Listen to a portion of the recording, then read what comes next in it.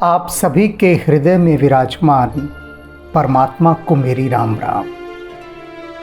कुछ भक्त हैं ऐसे जो एडवांस में रामचरितमानस पढ़कर रखते हैं, अर्थात जैसे कल एपिसोड आया 527, अब निश्चित रूप से आगे 528 ही आएगा, तो वे रामचरितमानस के आगे के कुछ पृष्ठ पढ़ लेते हैं और फिर पहले ही कुछ अपने मन की बात रख देते हैं।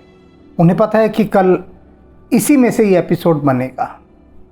अब आज जैसे 528वां एपिसोड बन रहा है, तो उन भक्तों की एक जिज्ञासा आई कि आज काकभूषणी जी गरुड़ जी को रामकथा सुना रहे हैं। तो इतना ही कहना काफ़ी था कि काकभूषणी ने गरुड़ को रामकथा सुनाई और बात समाप्त। ये पूरी राम कथा की ब्रीफिंग करने की क्या आवश्यकता थी तुलसीदास जी को? इतना बोरिंग और उबाऊ राम कथा को कर दिया उन्होंने यहाँ पर आकर कि बता रहे हैं कि राम कथा कैसे कैसे चली। काकभूषणी सुना रहे हैं, तो हमें क्यों सुनाई जा रही है दोबारा से? अब उनका प्रश्न अपनी जगह पर बड़ा सार्थक है, क्योंकि मैंने कहा ना, यहाँ मसाला तो कुछ है नहीं। अब मन मसाले की तरफ भागता है, कुछ चटपटा, जायकेदार, तीखा। और यहाँ क्या है? यहाँ इस समय गहरा शांत रस।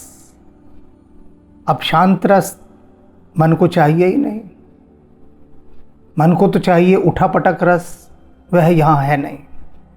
तो आज काकभूषणी गरुड़ जी को जो सुना रहे हैं, उसे सुनने के बाद यदि आप इस एपिसोड को सुन सकें तो आपके मन में भी ये सवाल उठेगा कि इस रिपीटिशन की ज़रूरत क्या है तुलसीदास जी को। मन सवाल करेगा ऐसे, क्योंकि मन बेचैन हो जाता है ना जल्दी। अब क्यों आवश्यकता थी यह हम बाद में बताएंगे, पर पहले इसे सुन लेते हैं कि काकभूषणी किस तरह से गरुड़ जी को रामकथा सुना रहे हैं। सदा कृतारत रूप तुम, कह मृदु बचन खगेश। कल हमने यहाँ छोड़ा था कि गरुड़ जी पहुँचे हुए हैं काकभूषणी जी के पास। काकभूषणी जी अपने राजा को आया देखकर उनकी अभ्यर्थना करते हैं, सम्मान करते हैं, बिठाते हैं, पूजन करते हैं और उसके बाद उनसे कहते हैं कि बताइए मेरे लिए क्या आज्ञा है, जो आप कहें वह मैं करूँगा। ये कहकर वे चुप हो जाए। वह आज्ञा की प्रतीक्षा कर रहे हैं कि गरुड़ जी क्या आज्ञा देते हैं, किस काम से वे आए हैं। अब गरुड़ जी जो कह रहे हैं वह सुनिए। सदा कृतारत रूप तुम, कह मृदु बचन खगेश। खगेश पक्षीराज गरुड़, उन्होंने क्या कहा काकभूषणी जी से कि आपका यह जो रूप है, मुझे इसके दर्शन हुए। ऐसा रूप जो सदा दूसरे को कृतार्थ कर दे, धन्य कर दे, ऐसा आपका ये रूप है। इन मधुर वचनों के साथ गरुड़ जी ने अपनी बात आरंभ की। जही के स्तुति सादर निज बुक कीन्हि महेश। वे कहते हैं कि काकभूषणी जी, मैं आपकी क्या प्रशंसा करूं? आपकी प्रशंसा, आपकी स्तुति तो स्वयं भगवान शिव ने की है, और जिसकी स्तुति भगवान शिव करें, जिसकी प्रशंसा भगवान शिव करें, उसकी हम क्या कर सकते हैं? हम तो कुछ कर ही नहीं सकते। तो यहाँ पर गरुड़ जी ने ये एक बात कहकर काकभूषणी जी के सम्मान में सब कुछ कह डाला, सब कुछ। सुनहु तात जेहि कारण आए हूँ। अब गरुड़ जी समझ रहे हैं कि काकभूषणी उनसे जानना चाह रहे हैं कि मैं यहाँ किस कारण से आया। राजा है और राजा स्वयं चलकर आया है, कोई तो बड़ी बात होगी, गहरी बात होगी, अन्यथा राजा स्वयं थोड़ी ना आता है, राजा तो बुलवा लेता है। अब उस बात को ध्यान में रखते हुए गरुड़ जी कहते हैं कि सुनो तात, मैं किस कारण से आया हूँ उसे बताता हूँ। मेरे आने का यहाँ कारण क्या था। और उन्होंने वो सारा कारण बताया काकभूषणी जी को। और उसके बाद क्या कहते हैं, सो सब भय हो दरस्त उपाय हो।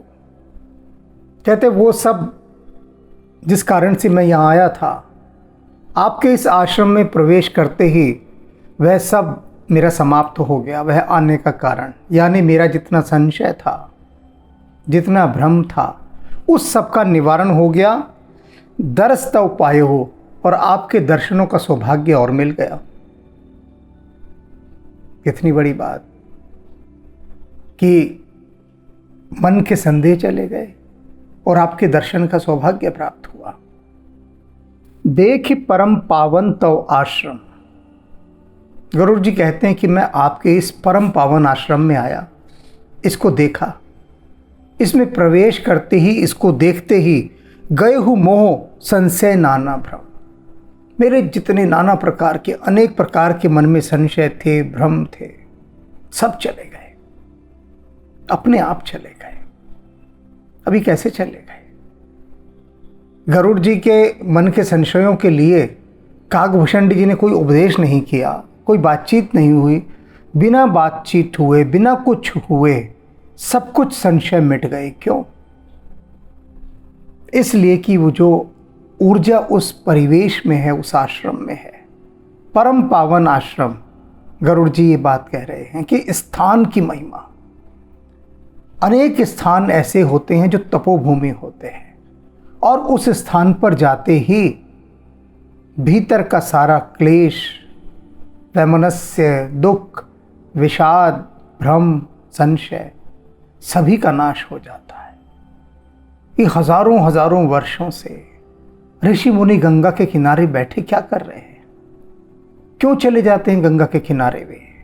कारण है कि परम पावन ये जो गंगा का जल है, इसके किनारे की जो पर्वत हैं, जो वृक्ष हैं, इन सभी ने हजारों वर्षों तक उस दिव्य ऊर्जा को पिया है। और वहाँ का जो परिवेश है वह दिव्य परिवेश। वहाँ पहुँचने के बाद मन के भीतर जो पाप है वह स्वतः ही घुलने लगता है, स्वतः है।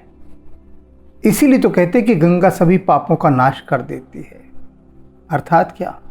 कि वह जो परिवेश है, उसकी जो दिव्यता है, वह जो ऊर्जा है, वह भीतर की नकारात्मक ऊर्जाओं का दमन कर देती है, विगलन कर देती है, विघटन कर देती है, उन्हें दूर कर देती है। सबका अपना अपना हिसाब है, उसी हिसाब से वो काम करती है उस परिवेश की शक्ति। यहाँ पर उसने काम किया कि इनके मन में जो ऐसा महामोह छाया हुआ था गरुड़ जी के भीतर, वह सब चला गया। भगवान शिव का भी तो चला गया था। भगवान शिव ने क्या बताया था कि जब मैं सती के वियोग में भटक रहा था, बावरा सा हुआ, दुख में भरा हुआ, तो भटकता भटकता मैं इस आश्रम में पहुंच गया, और जैसे ही प्रवेश किया तो मेरा सारा दुख जाता रहा। भगवान शिव तक का वो दुख सारा का सारा चला गया।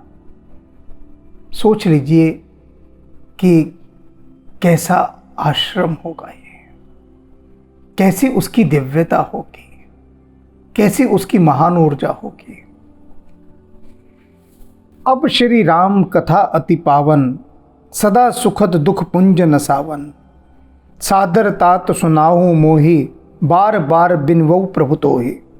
गरुड़ जी कहते हैं कि अब हे तात, बस अब और देर मत कीजिए।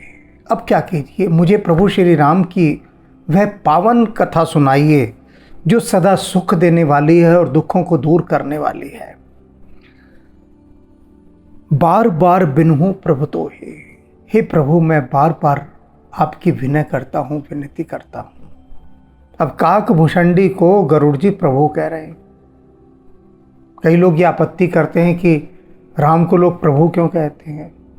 तो ये साधारण दृष्टि से मैं बता दूं, जब भी हम किसी को बहुत अधिक सम्मान देना चाहते हैं, किसी को दिव्य मानते हैं, तो उसे प्रभु कहकर संबोधित करते हैं। जैसे यहाँ पर गरुड़ जी काकभूषणी जी का सम्मान करते हुए उन्हें प्रभु कह रहे हैं। तो ये एक शब्दावली की बात है, जो समझ लेनी चाहिए, इससे भी मन का एक भ्रम दूर होता है। तो गरुड़ जी ने कहा कि प्रभु अब आप जल्दी से वह कथा कहनी आरंभ कर दीजिए कि जो सुखों को देने वाली है और दुखों का नाश करने वाली है। सुनत गरुण के गिरा विनीता, सरल सुप्रेम सुखद पुनीता, भय हुता सुमन परम उछाहा, लाग कहे रघुपति गुण गाहा। गरुड़ जी की ऐसी मधुर वाणी, प्रेम से भरी हुई वाणी सुनकर काकभूषण जी के मन में बड़ा उत्साह हुआ, आनंद हुआ। क्यों? क्योंकि गरुड़ जी ने जो उनसे विनती की, वे तो सोचे बैठे होंगे पता नहीं गरुड़ जी कौन सी आज्ञा देने आ गए, कोई ऐसा बड़ा काम होगा जो उन्होंने मुझे कहना है। लेकिन जब देखा कि वे भक्ति भाव से आए हैं, राम कथा का श्रवण करने आए हैं, तो उनके मन में बहुत उत्साह हुआ और रघुपति जी के गुणों का गान करने के लिए वे तैयार हुए।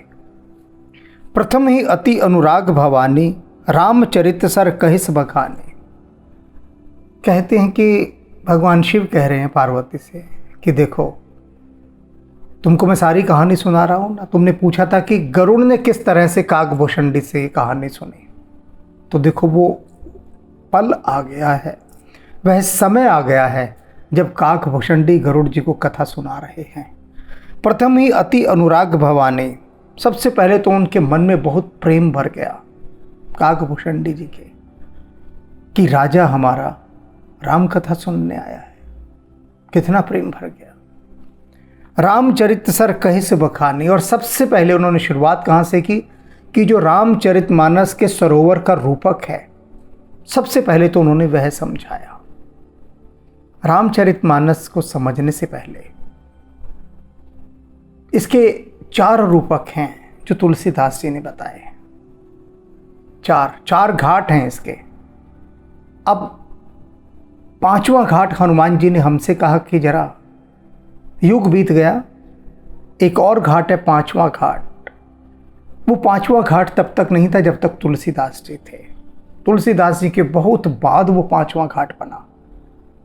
तो अब रामचरितमानस में तो वो हो नहीं सकता, लेकिन उसका न्यू एडिशन आना है। तो हनुमान जी ने पूरी राम कथा, जैसा कि आप सभी जानते हैं, आध्यात्मिक उपन्यास के रूप में हमसे लिखवा रहे हैं। तो उसमें जो 5वां घाट है, 5वां घाट रामचरितमानस का एक एपिसोड है, 66 एपिसोड, 6666। इस एपिसोड में इस रामचरितमानस के सरोवर के 4 रूपक यानी 4 घाटों का वर्णन किया गया है। उसमें हमने 5वां घाट भी बताया है। तो इसकी व्याख्या अभी सुन लेने के बाद एपिसोड 66 देखिएगा, उसमें वो रूपक है। पुनि नारद कर मोह अपारा, कहिस बहुरी रावण अवतारा। अब उन्होंने जो नारद जी को मोह हुआ था उसका वर्णन किया। गरुड़ जी सबसे पहले किसके पास गए? नारद जी के पास। क्या कहने कि मेरे इस भ्रम का निवारण कीजिए। और काकभूषण जी क्या कह रहे हैं गरुड़ से कि नारद को मोह हुआ था बड़ा भयंकर, वो सारा सुनाया। नारद जी ने जब गरुड़ से कहा कि मुझे माया ने न जाने कितनी बार नचाया है, तब गरुड़ जी नहीं समझ पाए थे।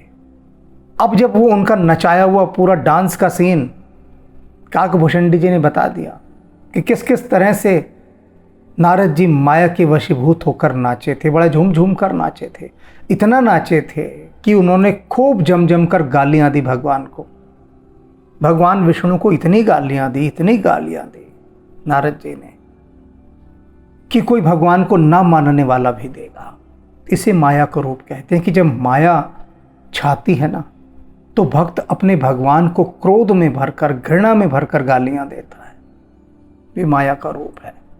और नारद जी ने खूब गालियाँ दी थी। तो जो मोह छाया था वो गरुड़ जी को बताया। गरुड़ जी के तो सुन के होश उड़ गए कि अच्छा नारद जी ने ऐसा ऐसा किया। कहे से बहुर रावण अवतारा।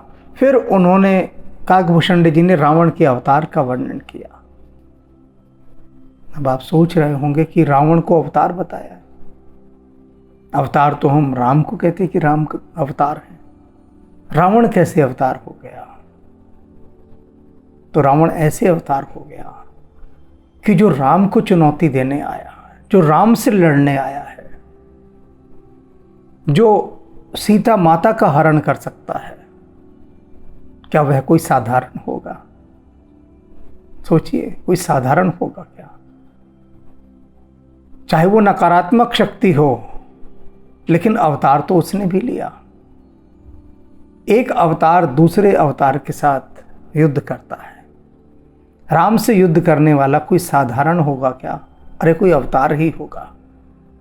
और अवतार का अर्थ होता है अवतरित होना, जन्म लेना। इसका अर्थ में भी तो रावण के जन्म की कहानी उन्होंने कही, और दोनों संदर्भों में ये बात ली जा सकती है, अवतार के संबंध में भी और जन्म लेने के संबंध में भी, कि रावण का जन्म किस प्रकार हुआ यह बताया। प्रभु अवतार कथा पुन गाए, और उसके बाद प्रभु के अवतार की कथा सुनाई। तब शिशु चरित कहेस मन लाए, और उसके बाद प्रभु का जो शिशु चरित था, बालकांड, बाल रूप, वो सारा का सारा सुनाया कि बचपन में प्रभु किस प्रकार से खेला करते थे भाइयों के साथ, कैसी बाल क्रीड़ाएं करते थे। वो सारा बाल सुलभ व्यवहार प्रभु का, वो सब काकभूषणी जी ने सुनाया गरुड़ जी को। अब गरुड़ जी को कुछ नहीं पता था अभी तक, अब से पहले राम की कोई कथा मालूम नहीं थी, पहली बार वे सुन रहे हैं। बाल चरित कहे विविध मन मह परम उछाह, और बाल चरित्र कहते हुए उनके मन में बहुत अधिक उत्साह हो रहा था। विभिन्न प्रकार से बाल चरित्र कह रहे थे। ऋषि अवगन कहे पुण्य श्री रघुवीर विवाह, और उसके बाद ऋषि विश्वामित्र का आना बताया कि किस तरह से विश्वामित्र जी वहाँ पहुँचे, दशरथ के पास राम को मांगने, राम को लेकर गए, ताड़का का वध किया, और उसके बाद श्री रघुवीर विवाह, राम जी के विवाह का वर्णन वो सुनाया। बहुरी राम अभिषेक प्रसंगा, फिर उसके बाद राम जी का जो राज्याभिषेक हुआ उसका प्रसंग सुनाया। पुनः नृप वचन राज रंग भंगा, और उसके बाद वो जो दशरथ ने वचन दिए थे कैकेयी को, उसके कारण ये जो राज रस के अंदर भंग पड़ा, रंग में भंग पड़ा। रंग क्या था कि सुबह प्रभु श्री राम का राज्याभिषेक होगा, और भंग क्या पड़ा कि उनको वनवास जाना पड़ा। ये भंग हुआ, टूट गया वह जो रस था। पुरबासिन कर बिरह विषादा, अयोध्या वासियों को जो मन में विषाद हुआ, फिर उसका वर्णन किया। कहे से राम लक्ष्मण संवादा, फिर राम और लक्ष्मण का जो संवाद हुआ उसे बताया। राम को वन जाना पड़ा, लक्ष्मण इससे सहमत नहीं था। लक्ष्मण ने बहुत विरोध किया इस बात का, बहुत विरोध किया, और राम से कहा कि इस अन्याय का विरोध होना चाहिए। बहुत कुछ कहा, और ऐसा बहुत कुछ कहा जो राम ने सुमंत्र को मना कर दिया था कि आप लौट कर जाएंगे, तो लक्ष्मण ने जितनी भी बातें कही है ना, ये हमारे पिता को मत बताइएगा, उन्हें अपार दुख होगा। लक्ष्मण का जो संवाद है वो बहुत महत्वपूर्ण है। वो सब कहा। विपिन गमन केवट अनुरागा, फिर जो राम का वन गमन हुआ उसे कहा। केवट का अनुराग कहा कि केवट ने किस प्रकार से प्रेम से गंगा पार कराई। ये सब प्रसंग कह रहे हैं काकभूषणी। सुरसर उतर निवास प्रयागा, गंगा पार उतरने के बाद प्रयागराज जी में प्रभु ने निवास किया। वाल्मीकि प्रभु मिलन बखाना, भगवान वाल्मीकि से जाकर मिलन हुआ, उसका बखान किया, उसका वर्णन किया। चित्रकूट जी में बसे भगवाना, उस प्रकार उसके बाद चित्रकूट में जाकर प्रभु श्री राम बस गए, ठहर गए, उसका वर्णन किया। सचिवा गवन नगर निर्मरना, सचिव जी यानी सुमंत्र जी प्रभु श्री राम को वनवास में भेजकर वापस अयोध्या लौट आए थे, तो सचिव का लौटना उसका वर्णन किया। सुमंत्र जी का लौटकर आना बड़ी असाधारण घटना थी, बहुत असाधारण घटना, क्योंकि उसके बाद शुरू होती थी अयोध्या के भीतरी राजनीति की बातें, और उसमें सुमंत्र जी को सारा कुछ संभालना था। राम ने उनके ऊपर बहुत बड़ा दायित्व सौंपकर वापस भेजा था। वे तो जाने वाले नहीं थे, वे तो कह रहे थे कि मैं आपके साथ ही चलूँगा, राम के साथ ही जाना चाहते थे। किंतु राम ने कहा कि सुमंत्र जी, आप न केवल हमारे पिता के मंत्री हैं, बल्कि उनके आत्मीय मित्र भी हैं। आपने कैसे ये बात कह दी कि राम मैं तुम्हारे साथ वन को जाऊंगा? इस समय आपकी आवश्यकता मुझे नहीं है, आपके मित्र को है, अर्थात दशरथ को, अर्थात हमारे पिता को। अयोध्या इस समय जिस संकट के दौर से गुजर रही है, इस समय आपका वहां रहना परमावश्यक है। लौट जाइए। और राम ने वापस लौटाया सुमंत्र को। इसलिए सुमंत्र का आना बहुत महत्वपूर्ण था। नृप मरना और दशरथ का मरण। भरता गवन प्रेम बहु बरना। भरत जी का आना अपने ननिहाल से, और फिर प्रभु को न पाकर, राम जी को न पाकर उनके प्रेम में विलाप करना। कर नृप क्रिया संग पुरवासी। भरत गए जहाँ प्रभु सुख रासे। और उसके बाद भरत जी ने पूरे अयोध्या को साथ लिया और वहाँ पहुँच गए चित्रकूट पर, जहाँ पर आनंद की राशि प्रभु श्री राम विराजमान थे। सबको लेकर गए कि लौटा कर लाएंगे राम जी को। पुण्य रघुपति बहु विधि समुझाए। लय पादुका अवधपुर आए। उन्होंने बहुत प्रकार से प्रभु श्री राम को समझाना चाहा, अनेक अनेक प्रकार से।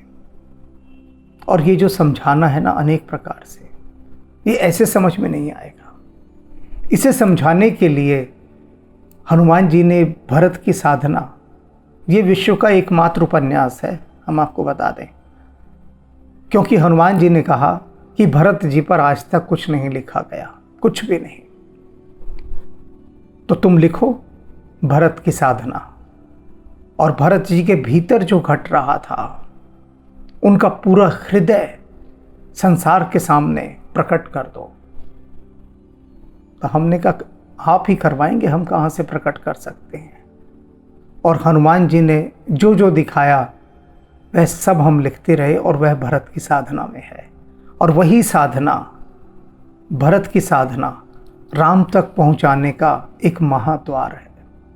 भरत जी के हृदय से होते हुए राम जी तक बहुत शीघ्र पहुँचा जा सकता है। ये बात जान लीजिए। लय पादुका अवधपुर आए। प्रभु नहीं माने। सर पटक पटक के भरत जी वहां पर सब कुछ कह दिए, सब कुछ। लेकिन राम का हृदय नहीं पसीजा, वे नहीं लौटे। अंत तो गत्वा उनकी चरण पादुकाएं लेकर भरत जी अयोध्या लौटे। भरत रहन सुरपति सुत करनी। प्रभु अरु अत्रि भेंट पुन बरने। और उसके बाद नंदीग्राम में आकर भरत जी रहने लगे। प्रभु श्री राम की पादुकाओं को वहाँ स्थापित किया और राम राज चलता रहा। वे तो सिर्फ एक सेवादार की तरह रहे।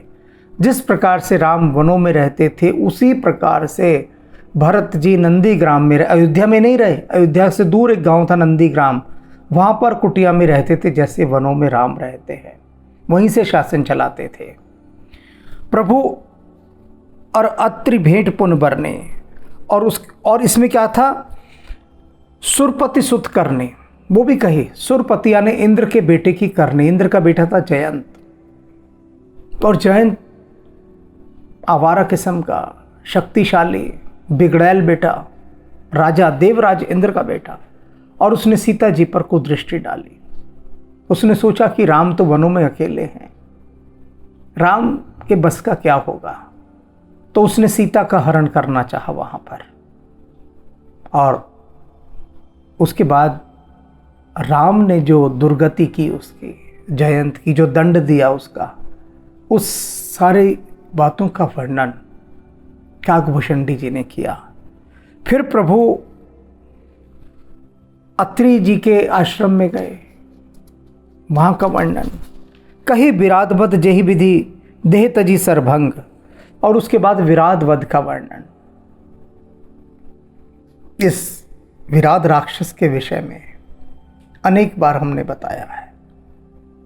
दोबारा यहाँ बताएंगे तो वो बहुत अधिक पुनरावृत्ति हो जाएगी, बहुत अधिक। लेकिन वन वन में राम आध्यात्मिक उपन्यास में विराध वध का वर्णन है, जिसमें सीता पहली बार राम को किसी का वध करते हुए देखती हैं, पहली बार। और सीता जी ये आश्चर्यचकित रह जाती हैं कि मेरा यह सुकोमल प्रियतम राक्षसों का वध भी कर सकता है। योद्धा का रूप, राम का क्षत्रिय का रूप सीता जी पहली बार देखकर विस्मित हो उठती हैं, भयभीत हो उठती हैं। उन्हें इस राम से डर लगने लगता है, इस राम से जो राक्षसों का वध करता है।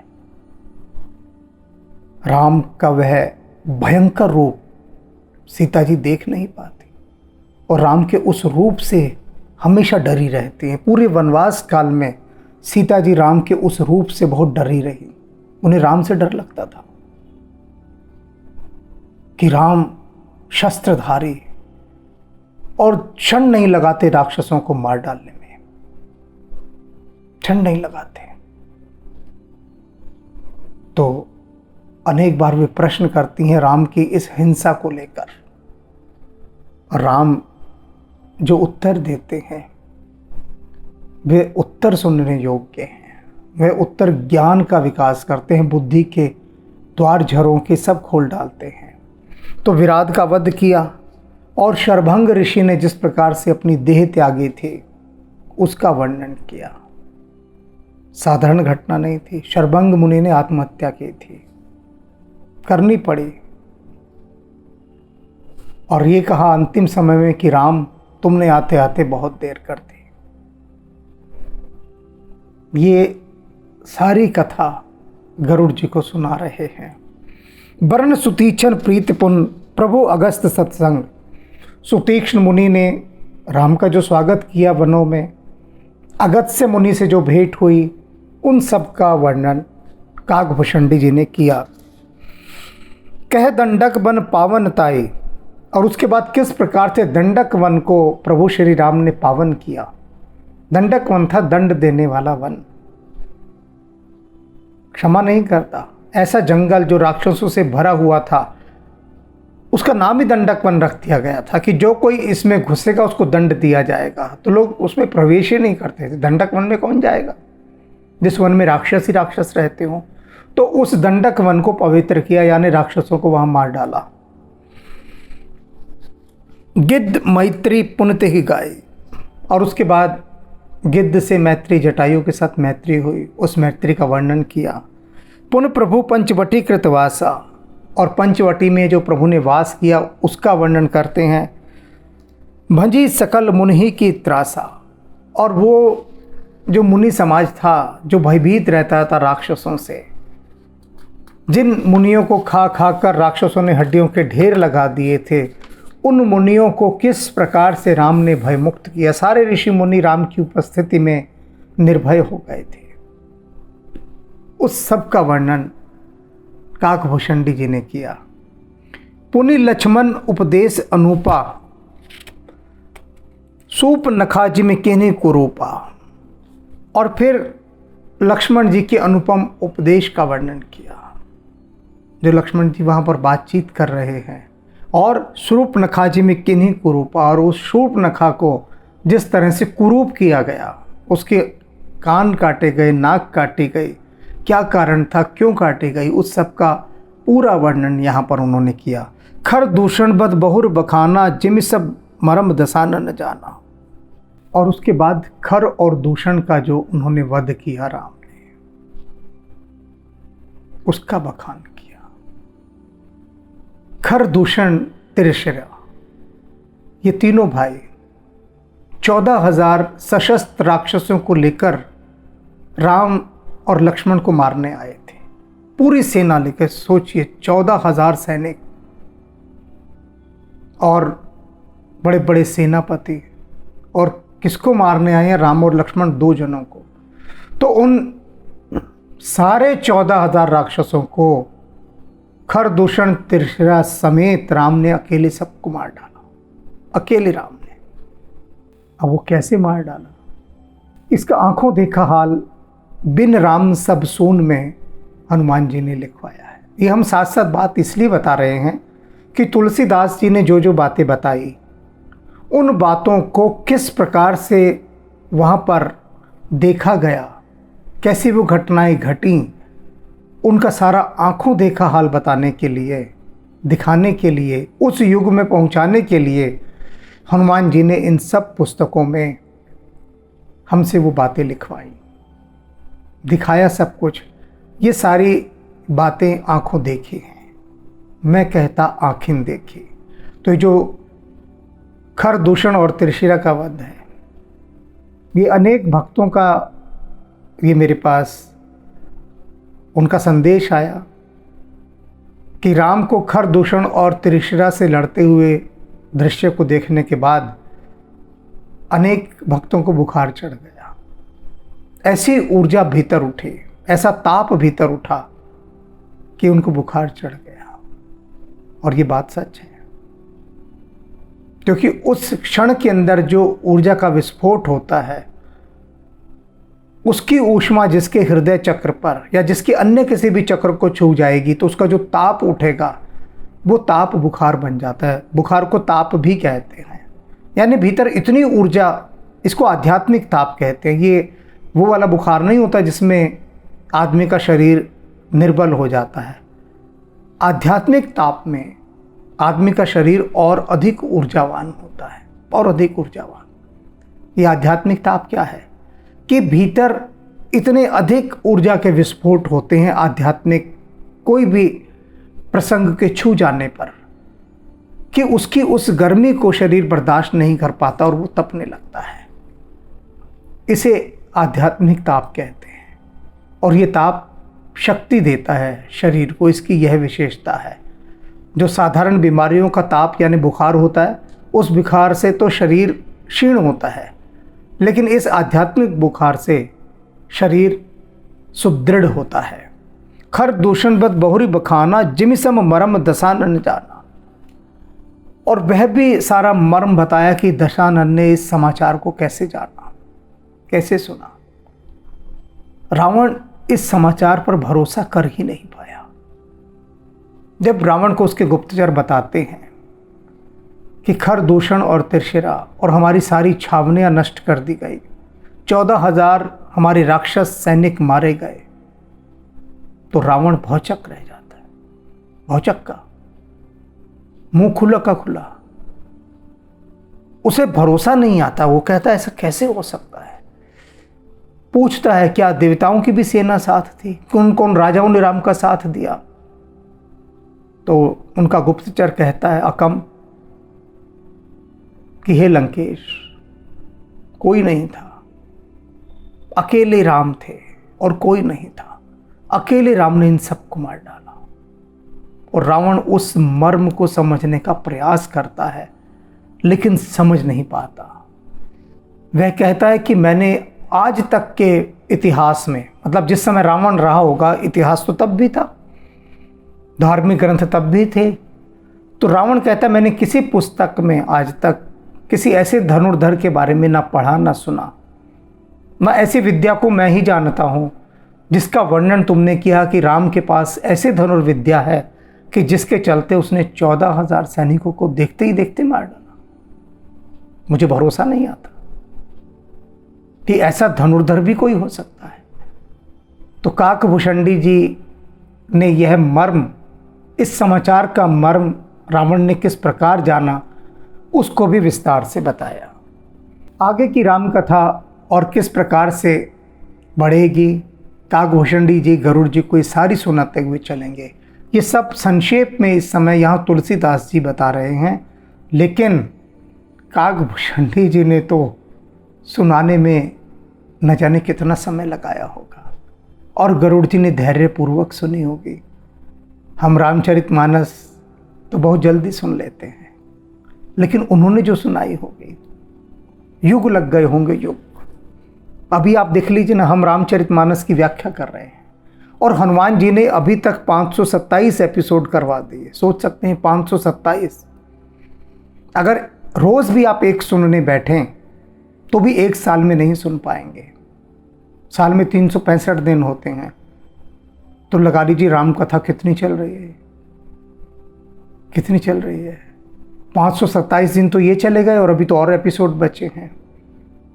तो ये तो, जबकि मैं एक साधारण व्यक्ति हूँ, काकभूषणी जी जब राम कथा सुना रहे होंगे, सोच सकते हैं तब क्या दृश्य रहा होगा।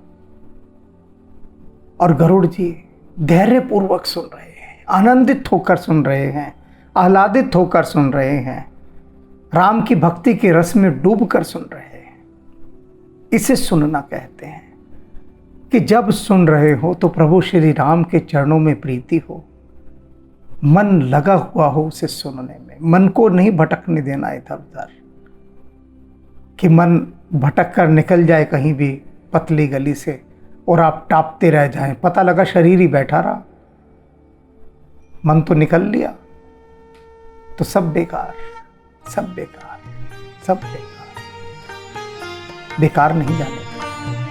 राम राम। जय जय कपिनायक निज सुखदायक, शंकर स्वयं अनूपा।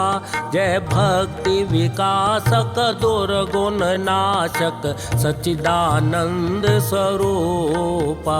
जय पवन कुमारा परम उदारा, केसरी कुंवर स्वरूपा। जय अंजनी नंदन सुर मुनि रंजन, दुख भंजन सुख रूपा। दुख भंजन सुख रूपा।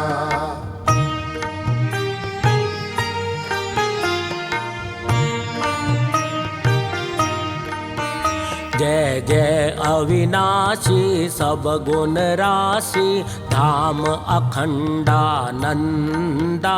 केवल प्रभु माना परम अमाना, अद्भुत चरित मुकुंदा।